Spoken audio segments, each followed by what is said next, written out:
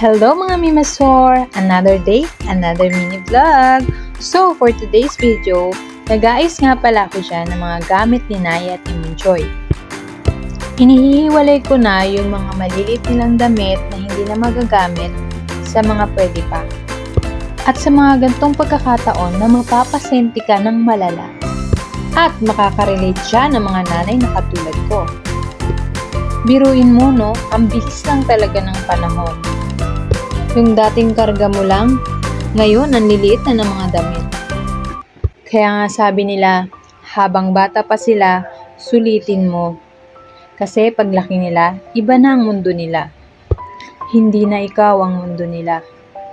Nakakalungkot mang isipin, pero ayun ang realidad ng buhay.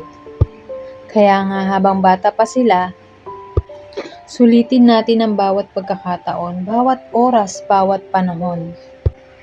Dahil minsan lang sila bata. O diba, nagtutupi lang ako ng damit dyan at naghihiwalay ng mga maliliit. Ang dami nang pumasok sa isipan ko.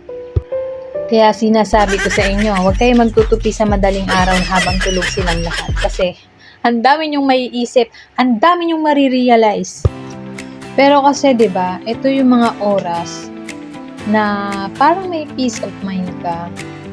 Parang ito lang yung oras mo sa sarili mo, diba? Kaya yung ibang mamis dyan, sa madaling araw talaga sila bumabanat ng paglilinis or pag-me time nila sa sarili nila, 'di ba? Kasi may peace of mind, 'di ba? Tahimik lang, sarili mo lang.